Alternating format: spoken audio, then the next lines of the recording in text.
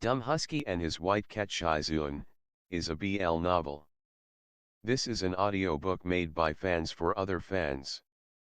Disclaimer: descriptive violence and triggers for sensitive content. If you don't like it, don't listen. Thank you. Remember, subscribe and click the bell to stay updated on all the new releases. Enjoy. Chapter 27. This venerable one will make you a bowl of noodles. Chu Wanning had already completely fainted. He could only blame himself for being too engrossed. He was at the pinnacle of life and death, yet he did not even notice that someone was approaching him. What's going on? Where did this child come from? Ah, it seems to be that Mo something? Mo-ban? Mo-san? Mo-fan. He tidied up his expression, skillfully controlling his demeanor into a keep strangers away state. The surprise and panic in his phoenix eyes were quickly swept away by him, revealing his usual sharpness and harshness. You. Just as he was about to reprimand him out of habit, his hand was suddenly grabbed. Chu Wanning was stunned. He had lived for so long, yet no one had ever casually grabbed his wrist. For a moment, his face darkened and he froze on the spot, not knowing how to respond. Pull it out and slap it in the face? He felt that with the word indecent, he was no different from a woman. Then pull it out and not slap it in the face? Doesn't it seem like I'm a little too easy to talk to? Chu Wanning hesitated for a long time, but he did not move. That young man laughed. What's this on your hand? It looks pretty good. Can you teach me how to do this? They've already introduced themselves, yet you haven't said anything. Which elder are you? Hey, did you have a headache from that bump just now? With so many questions thrown at him, Chu Wanning felt that his head did not hurt a moment ago, but now it did. His brain was about to explode. He was irritated and a golden light appeared in his hand. Seeing that Tianwen was about to summon him out, the other elders were all shocked. Was Chu Wanning crazy? Did he dare to slap this Mo child? Suddenly, Mo Ran grabbed his hand. Now, both hands were in the hands of the young man. Mo Ran did not sense any danger and pulled him to stand in front of him. He raised his face and said with a smile, "My name is Mo Ran. I don't know anyone here, but just by looking at your face, I like you the most. Why don't I take you as my master?" This result was unexpected, and the people around him were even more shocked. Some of the elders' faces were even chapped. Elder Suanji, what? Elder Pojun, oh my. Elder Chi Shat, oh. Elder Ji, Elder Tan Lang, ridiculous. Elder Lucan was the most mischievous. His hair was curled up and his eyes were filled with peach blossoms. Ah, this young master is really brave. He even dared to touch Elder Yuhang's butt. I beg of you, can you not make it sound so disgusting? Elder Chi Sha said in disdain. Lucan rolled his eyes gracefully and snorted. Let's put it in a more refined way. He even dared to touch Elder Yuhang's butt. Among all the elders, the most popular was the gentle Elder Suanji. It was easy for him to learn spells and he was also a modest gentleman. Most of the disciples of the Summit of Life and Death were under his tutelage. Chu Wanning had thought that Mo Ran would not be an exception.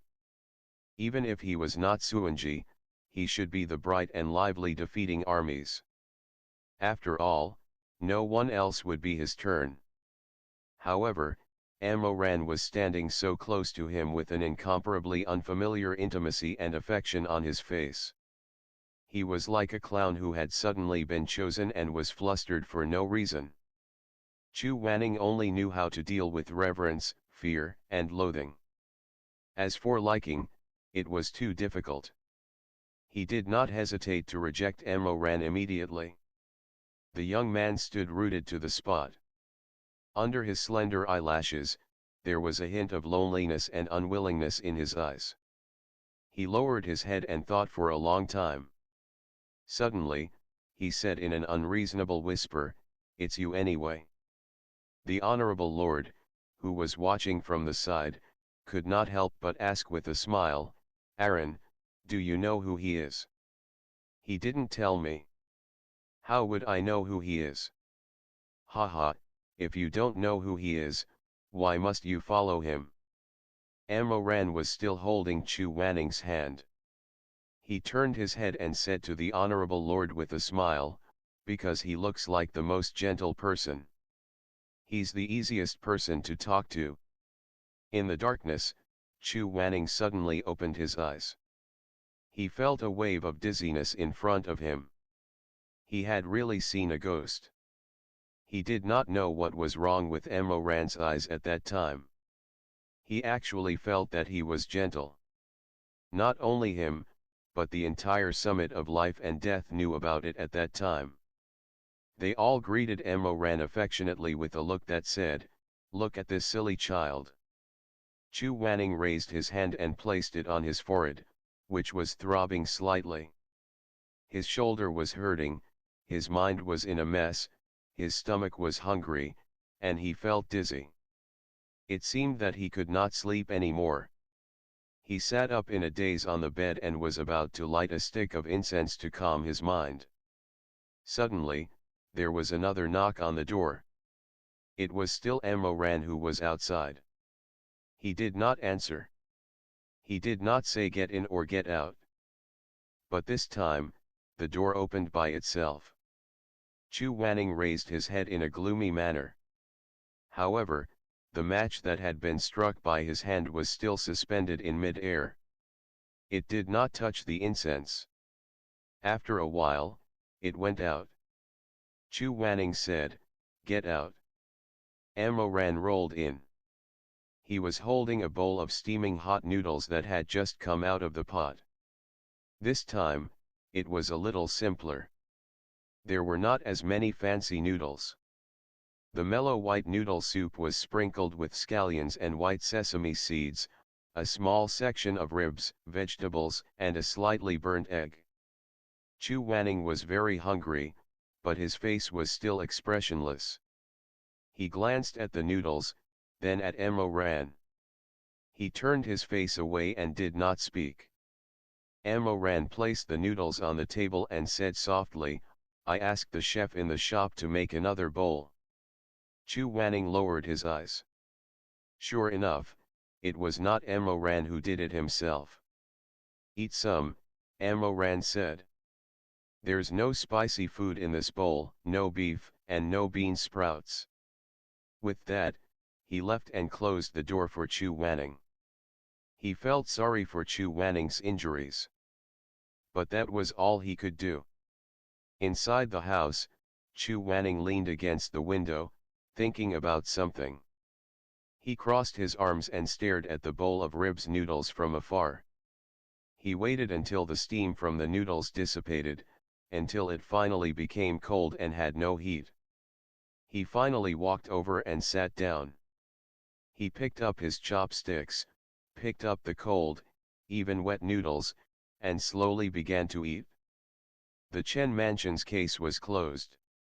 The next day, they took the black horses from the post office and returned to the sect the way they came. At the end of the streets, there were tea stalls and food shops. The people of Butterfly Town were all discussing about Chen Yuanwai's family. For such a small town to have such a scandal, it was enough for the townspeople to talk about it for an entire year. "I really didn't expect that young Master Chen had already closed the door and married Miss Luo. Sigh, Miss Luo is so pitiful. If it were me, if the Chen family hadn't suddenly become rich, then this wouldn't have happened. Indeed, men can't have money. Once they have money, their stomach full of bad ideas can drown the entire city." A man was unhappy and said, "Young Master Chen didn't do anything bad, it's all his parents' fault. Chen Yuan, why, this son of a bitch, in the future, their children will have no eyes." Another person said, "Dead people are pitiful, but what about the living? Look at Lady Chen Yao, Lady Yao, she is the one who's wronged the most. That black-hearted mother of the Chen family cheated the eldest daughter of the family. Tell me, what should she do now? Remarry?" That person rolled his eyes and sneered, "Remarry? You're going to marry her?" The peasant who was teased bared his teeth and laughed, "If that woman in my house agrees, then I'll marry her. Miss Yao is so beautiful, I don't mind her being a widow." Bah, a toad wants to eat swan meat. Amoran sat on the horse's back, his ears pricked up, and he was energetically listening and looking left and right. If Chu Wanning hadn't closed his eyes and furrowed his brows, and written the 4 words extremely noisy on his forehead, Amoran might have wanted to go over and chat with the villagers. Riding side by side, they finally left the main city and arrived at the outskirts of the city. Shimei suddenly exclaimed in surprise and pointed to the distance, "Shizun, look over there." In front of the destroyed Ghost MC's earthen temple, a large group of farmers in brown clothes were busy moving bricks and stones. It seemed like they were going to repair the damaged earthen temple and rebuild the golden body of the Ghost MC. Shimei said worriedly, "Shizun, the previous Ghost MC is gone, and they made a new one. Will this person cultivate an immortal body again and commit crimes?" Chu Wanning said, "I don't know. Why don't we go and persuade them?" Chu Wanning said, "The ghost marriage in Butterfly Town has been going on for generations, how can it be something that we can persuade with just a few words? Let's go." As he spoke, he rode off with the light hooves. By the time they returned to the peak of life and death, it was already evening. Chu Wanning said to his 2 disciples in front of the mountain gate, "You 2 go to the Pilheart Hall to explain what happened, I'll go to the commandment court." Amoran was puzzled, "Why are you going to the commandment court?" Chu Wanning said expressionlessly, "Accept punishment. Although the Son of Heaven was guilty of the same crime as the commoners, which Son of Heaven would be sentenced to prison for killing someone? It was the same in the cultivation world. If an elder broke the precepts, he would be guilty of the same crime as the disciple in most sects. This was just empty talk. In fact, if an elder broke the precepts, it would be good enough if he could write an incriminating letter. Which idiot would really accept the punishment obediently and receive a few dozen blows? Therefore, after hearing Chu Wanning's confession, the commandment elder's face turned green. "No, Elder Yuhang, did you really hit the client?"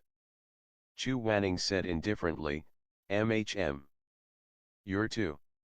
Chu Wanning raised his eyelids and glanced at him gloomily. The commandment elder shut his mouth. "According to the law, this precepts will be punished with 200 strokes of the cane. The punishment is to kneel in the Yama's hall for 7 days and be grounded for 3 months. Chu Wanning said, "I have no defense, so I voluntarily accept my punishment." He looked left and right, then hooked his finger, and the commandment elder's door slammed shut. The surroundings suddenly fell silent. Only the 2 of them stood facing each other. "Chu Wanning, what do you mean?" "Well, Elder Yuhang, it's not like you don't know that the commandment elder doesn't care about you, no matter how much it controls you. This matter is behind closed doors. Heaven knows and earth knows, you know, and I know. Let's just forget about it. If I hit you and the High Lord finds out, won't he get angry with me?" Chu Wanning was too lazy to talk nonsense with him. He simply said, "I discipline others according to the law, and I should also discipline myself according to the law. With that, he knelt down in front of the hall and faced the commandment elder's plaque. Punish me. End of the chapter. Stay tuned for more BL.